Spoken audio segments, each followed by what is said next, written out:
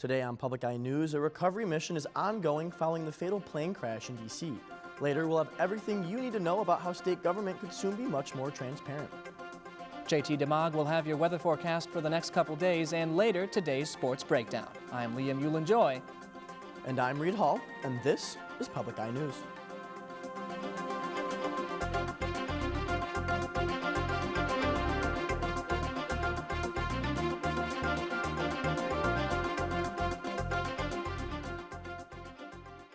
A large structure fire involving an apartment complex broke out last night on the corner of Leroy and Brown Street in the Sioux. Responding crews were able to contain and put out the fire by 11 p.m., but remained on scene to put out a few remaining hotspots. In a final update posted today from the Chippewa County Central Dispatch, fire crews had begun wrapping up and pulling equipment from the scene. Power initially cut for the safety of emergency responders has been restored, but the public is still asked to avoid the area. A warming shelter has been made available inside Christopher Columbus Hall for those affected. And the Marquette Police Department is in search of police recruits and patrol officers. Recruits would attend NMU's Police Academy starting in May, and upon successful completion of the 16-week course, would become full-time police officers for the city. The vacant patrol officer position offers a competitive salary and pension plan. Interested candidates must be MCOL certified or certifiable and licensed to operate a vehicle in Michigan. Candidates must also be willing to work evening and weekend hours. Applications for both recruits and patrol officers will be accepted until filled and can be found on the City of Marquette's website. Lake Superior State University has completed the first semester of its premier online MBA program. The program features an asynchronous learning schedule designed to accommodate the busy lives of working professionals. It features group discussions and interactive projects, and it's designed to provide an immediate benefit to employment by letting students apply newly acquired skills to their jobs. Applications are now open for the next cohort of the online MBA program at LSSU. Prospective students can find more information at their website, lssu.edu/MBA. And Marquette-based space technology company Carl Morris Incorporated has shared details of their project, which was launched to the International Space Station last year. KMI's Reach is a gecko-inspired device used to grab and manipulate materials in zero gravity. Cal Morris fabricated the Reach technology here in Marquette and first launched it to the ISS in November of last year. Since then, it has undergone 2 successful tests, and the company's leadership is hopeful that it can accompany a major space mission in the coming years. And Michigan Technological University researcher Jared Wolf and his team recently announced the findings of their 27-year-long study on the connection between birds and climate change. Wolf is an assistant professor of wildlife ecology in Tech's College of Forest Resources and Environmental Science. His study found that rising temperatures and decreased rainfall have severely reduced survival rates for multiple bird species, in some cases an up to 50% reduction. Wolf said it is critical that we continue research to determine exactly how climate change negatively impacts biodiversity. And today, a recovery effort is underway after a passenger plane collided with an Army helicopter over the Potomac River last night. First responders say they do not believe there are any survivors at this time. CBS's Natalie Brand has the latest from Reagan National Airport in Virginia. Washington, D.C.'s fire chief says the rescue mission in the Potomac River has now turned to a recovery operation.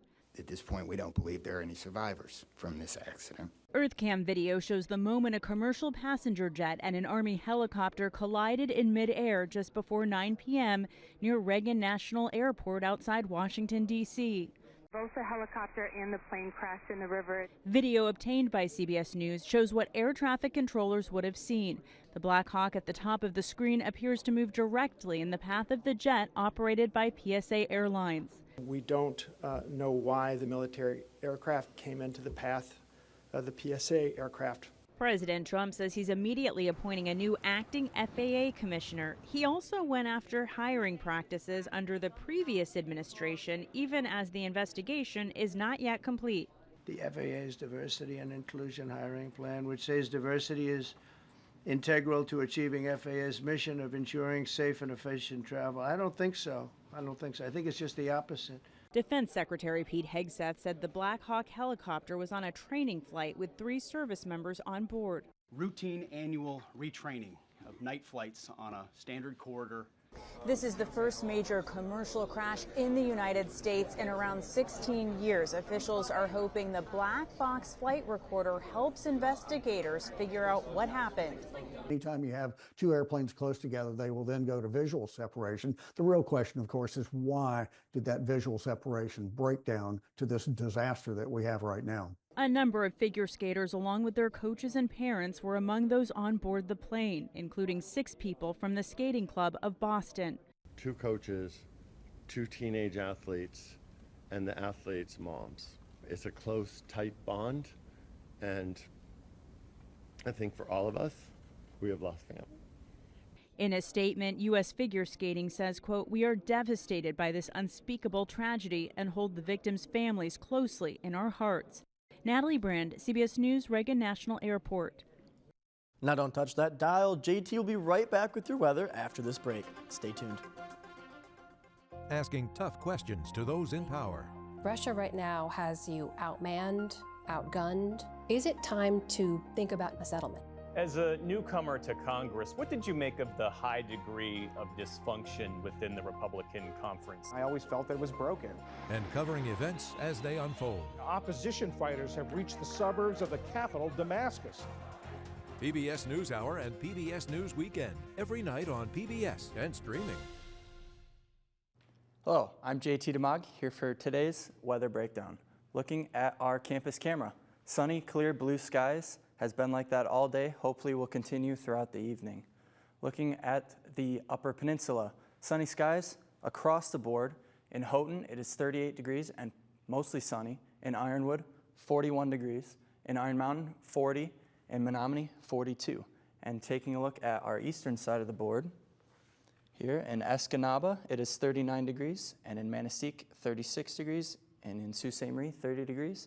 And back in Marquette, lovely 38 degrees and sunny, with winds out of the west-northwest at 7 miles per hour and a barometric pressure of 729.76 inches and falling, Tonight, it will be partly cloudy with a low of 20, winds out of the north-northwest at 6, and our moon phase is a waxing crescent. Tomorrow, it will be snowy with a high of 27 degrees, a low of 6, and winds out of the west at 13 miles per hour. Taking a look into our weekend forecast, it will be cloudy throughout the weekend. Saturday, a high of 19 degrees, a low of 15. Sunday, a high of 36, a low of 14. And on Monday, a high of 19 and a low of 7. That's all I have for weather. Back to the desk. Thank you, JT, for that weather update. Glad to see we could get some sun before those clouds move in this weekend. Now taking a look at some state news. The Michigan Senate, in its first votes of the new legislative session, passed 2 bipartisan bills aimed at more transparency within the state government. Senate Bills 1 and 2, sponsored by Democrat Jeremy Moss and Republican Ed McBroom, expand Michigan's Freedom of Information Act, or FOIA. The expansion subjects the legislature and governor's office to records requests from the public. Michigan remains one of the few states whose FOIA law exempts state lawmakers and the governor's office from public records requests. In a 2015 National Center for Public Integrity report, Michigan received an F in government integrity, failing in 10 of the 13 categories. Categories included public access to information and executive accountability. The 2 bills now await action in the House. And the results of national test scores of Michigan students highlights the importance of recently passed laws and reforms, as well as the need for more work to be done. Michigan was one of 29 states whose students' test scores showed statistically no change between 2022 and 2024. The state has worked to improve these math and literacy scores by implementing a literacy and dyslexia law requiring students K through 3rd grade to be screened for signs of dyslexia. These laws will also help to improve early literacy instruction and achievement in the state. Other proposed efforts include addressing the state's teacher shortage, continuing to increase funding for K through 12 education, and providing more support to economically disadvantaged students. Reform efforts are ongoing as well to change state law to require more in-person instructional time for children. And President Trump's Middle East envoy is in Tel Aviv today, visiting families of hostages who gathered to watch live video of Hamas releasing more Israeli captives. CBS's Haley Ott reports from Tel Aviv. Chaos in Gaza as Israeli hostages Arbel Yehud and Gadi Moses were handed over to the Red Cross. Crushing crowds surrounded 29-year-old Yehud, who looked terrified as Hamas fighters moved her along. Earlier Thursday, in another part of Gaza, 20-year-old Agam Berger, an Israeli soldier, was set free. It's the third time militants have let hostages go since a ceasefire took hold in the Gaza Strip earlier this month, and was a stark contrast to the slick choreography of previous releases. The frantic scene sparked outrage from Israeli Prime Minister Benjamin Netanyahu, who ordered a delay in Thursday's Palestinian prisoner exchange. Hours later, more than 100 were turned over. In Tel Aviv, Israelis celebrated the homecoming of more hostages. But there was desperation for the return of the rest. We need them all, the dead ones and the alive hostages, everybody back. After 15 months of relentless war, long-awaited reunions like this offer a glimmer of hope for families still waiting. Haley Ott, CBS News, Tel Aviv.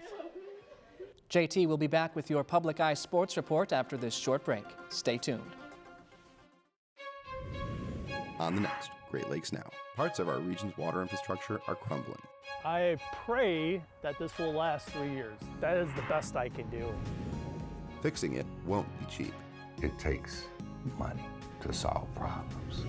But for many, paying the water bill is already a challenge. This is just something that you're not really going to recover from. Digging in to water's true cost. Tonight at 10:30. Hello, I'm JT DeMog here for today's Sports Report. The Detroit Tigers made another quiet free agency move yesterday, signing veteran right-handed pitcher Tommy Kahnle on a one-year contract worth $7.75 million. The 35-year-old righty is coming off one of the best seasons of his career with the Yankees, where he posted a 2.1 ERA, 46 strikeouts, and 10 earned runs on 42 2/3 innings pitched, as well as holding a postseason ERA of 3.0 in 27 appearances. Kahnle should add a nice veteran presence to this Tigers bullpen with a dominant changeup and a mid-90s fastball. Moving over to the hardwood, where the Northern Michigan University women's basketball team is set to host #1 ranked Grand Valley tonight. J.C. Weisbrod continues to lead this team in scoring with 13.5 points, with junior Sarah Newcomer second on the team with 9.3 points per game and an assist-to-turnover ratio of 1.9. The Lakers are averaging 84.1 points per game, which is third in the nation, and will be put to the test against Northern's defense, who is holding opponents to just 58.3 points. The game tips off at 5:30 tonight in the Vanderbilt Arena. And staying on the court, where the Wildcats men's basketball team will face Grand Valley State University. Northern Michigan ranks 8th out of 11 in scoring offense on the backs of Dylan Cool and Julian Smith. Cool has scored double-digit points in 17 of 18 games this season, averaging 16 points in conference games as well. And Julian Smith, who has had the hot hand as of recently, are currently shooting 80% in the last 4 minutes of 10-point games this season. Tip-off is set for 7:30 p.m. tonight. That's all I have for sports. Back to the desk. Well, thanks for that sports update, JT. Good luck to the NMU basketball teams. I'm pretty sad I can't make it to those games tonight. Sounds like they're going to be some pretty intense contests. Definitely hope so. I think we can definitely get the sweep of the Lakers tonight. I hear you have 2 more stories for us, though. I do. The Collab Dance Company will present an interactive take on Alice in Wonderland starting tonight. The first performance will be at 7:30 tonight in the former Vera Bar with an expected runtime of 45 minutes. Tickets can be purchased online at nmu.universitytickets.com. And award-winning magician Daryl Rogers will visit the campus of Bay College tomorrow at 5 p.m. Eastern. He will combine magic and storytelling in an interactive and exciting show called Illusions of Mystery. Tickets can be purchased online at baycollege.tix.com or at the door. Pretty exciting stuff. It's been a really long time since I've seen a magic show, Reed. I wish I could go once again. Say, if it was a little bit closer to here, I definitely would make that trip. But that appears to be all the time we have today on Public Eye News. I'm Reed Hall. And I'm Liam Euland-Joy. We'll see you tomorrow.